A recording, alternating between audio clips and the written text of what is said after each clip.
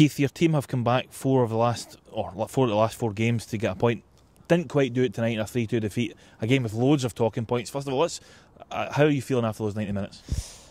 Bit of frustration, really, to be honest. We felt against Hearts last week, it really set a high bar in terms of performance and attitude and endeavour. I just don't quite think we got to that level tonight. It was disappointing. Yeah, we took the lead, which was great. We spoke about that in previous weeks in terms of coming from behind, and we actually went in front. But after that, there wasn't really that then reaction or being proactive and kicking on, and which was disappointing. And we let St Mirren really come back in and control big parts of that first half.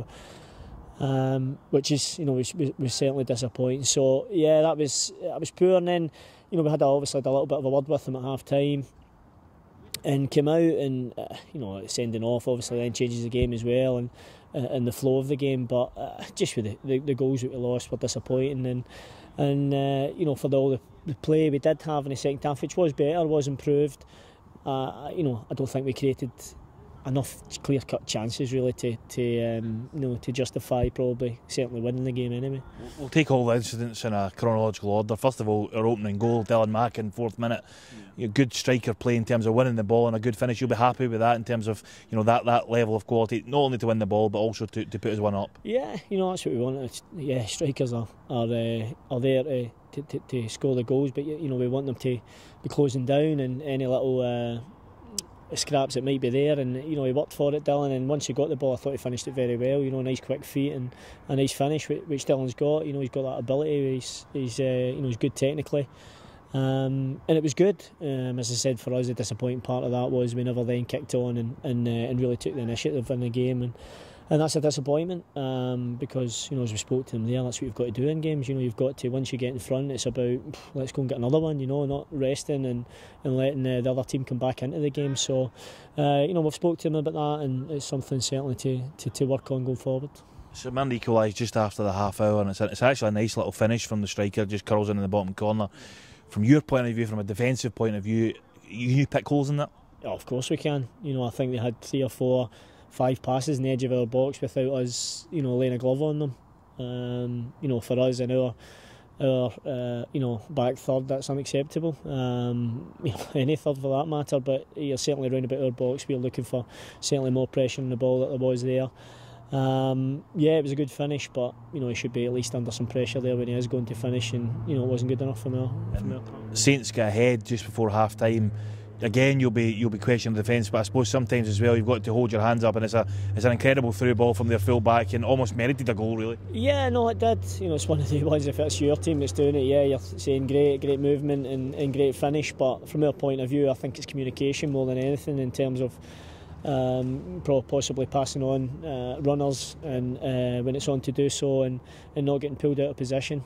That certainly seemed to be the case, and they created a big gap. To be fair to them, their movement was good, but again, from our point of view, not good enough. And I think, to be fair, the guys held their hands up and said that it was, the communication could have been better, and again, something to learn from. We then equalised with about 10 minutes to go, and it's one of the most bizarrest goals I think I've ever seen. I think it may have been a 6-second rule, I'm not entirely sure. St Mirren weren't allowed to retreat to stop the free kick, retake it quickly, and eventually bund in the net. Scenes of rage amongst the St Mirren players and management staff. What were you thinking when the ball hit the back of the net? Yeah, to be honest, when he first started pulling up the goalkeeper, I thought he was just going to have a word with him and then let him play on, if you like, but then I realised that the free kick had been given, and to be fair to Dylan, the two Dylans, they did get it down and play and stick it away, which was good from them. Nice bright play from us, I suppose. But yeah, I think the goalkeeper had been possibly wasting a little bit of time, but it was still a surprise to get for that decision to happen. And look, another side stands certainly by St Mirren were. I think they were unhappy at the fact that they weren't allowed to come back and defend the free kick. So yeah, it's free kick's been given, but yeah, possibly could have been given the chance to retreat. But as I said, it was bright from Dylan, and they played and they got the goal. And that was, as I said, if you're on the receiving end of that decision, then yeah, I'm sure I wouldn't have been too pleased myself. So at that point, with 8 minutes to go, you're a man up, you get level, you think to yourself, all the momentum, But St Mirren got up the other end. They actually have a chance almost right away. That was a warning shot across the bow that we failed to hear, and then they score again, breaking away. They've done it all night. You must be so disappointed with, you know, they come away after getting level in the circumstances we did, to then now lose the game.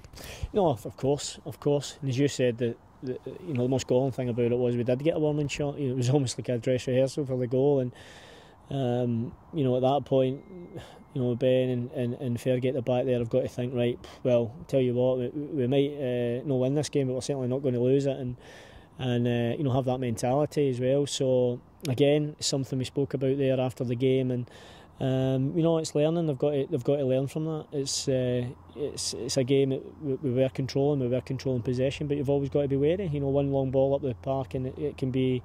It can cost you, as it did us. Did you struggle to cope with their pace on the counter for a lot of the night? Because I thought they were very quick in attack. No, they were. To be fair to them, they moved the ball well, and as I said, they always, even when going down to 10, they always carried that threat. But it's up to us to see that threat out. For all the control we had in the game, we've got to be able to control that side of it as well. So that if there is any counter attack, we're snuffing it out and then we're starting again.